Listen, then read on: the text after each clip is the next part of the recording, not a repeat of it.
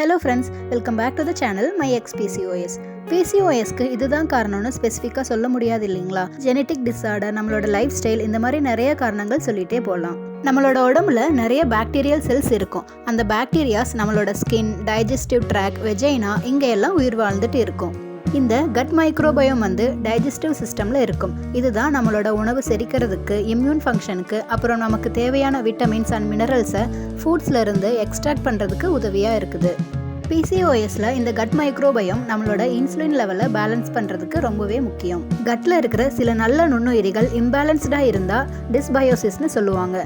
PCOS இருக்கிறப்போ good bacterias level கம்மியாகவே இருக்குங்க. இதனாலேயே insulin resistance, pimples, hair loss, weight gain இந்த மாதிரி சைடு எஃபெக்ட்ஸுக்கு அஃபெக்ட் ஆயிடுவோம். ஆனால் நம்மளோட கட் ஹெல்த்தியாக இருந்தால் நம்மளோட ஹார்மோன்ஸை ரெகுலேட் பண்ணிக்க முடியும்.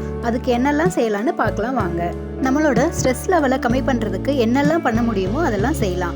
மெடிடேஷன், வாக்கிங், யோகா, நம்மளோட ஃப்ரெண்ட்ஸ் அண்ட் ஃபேமிலி கூட கொஞ்ச நேரம் பேசுறது, பெட்ஸ் கூட விளையாடுறது, இது மூலமாக ஸ்ட்ரெஸ்ஸை கம்மி பண்ணிக்க முடியும். என்னோட நிறைய வீடியோஸில் சொல்லியிருக்கேங்க, நமக்கு தூக்கம் ரொம்பவே முக்கியம்னு.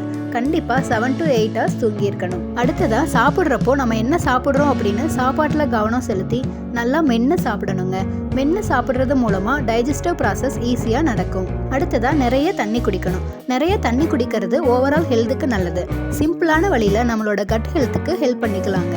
அடுத்ததாக நம்மளோட டயட்டில் ப்ரோபயோட்டிக் ஃபுட் அதிகமாக இருக்கணும். அதில் முக்கியமாக தயிர், பன்னீர், ஊறுகாய் இதெல்லாம் சேர்த்திக்கலாம். இதை விட முக்கியமான ஒன்று நீர்மோர். PCOS இருக்கிறப்போ நம்மளோட டயட்டில் கண்டிப்பாக நீர்மோர் இருக்கணுங்க. PCOSக்கு நீர்மோர் எப்படி எடுத்துக்கலாம் அப்படின்னு நம்ம சேனலில் ஆல்ரெடி வீடியோ இருக்குது, செக் பண்ணி பாருங்கள். அடுத்ததாக நம்ம உடம்புக்கு எதெல்லாம் ஒத்துக்கலையோ, எந்த சாப்பாடெல்லாம் ஒத்துக்கலையோ அதெல்லாம் கொஞ்சம் அவாய்ட் பண்ணிக்கலாங்க.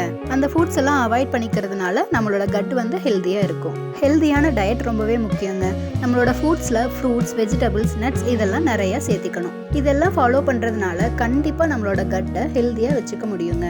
இந்த வீடியோ எந்த வகையிலையாச்சும் உங்களுக்கு யூஸ்ஃபுல்லாக இருந்துச்சு அப்படின்னா மறக்காமல் சப்ஸ்கிரைப் பண்ணி லைக் பண்ணுங்கள். வீடியோஸில் ஏதாச்சும் சேஞ்சஸ் பண்ணணும் அப்படின்னா மறக்காமல் கமெண்ட் பண்ணுங்கள். தேங்க்யூ ஃபார் வாட்சிங்.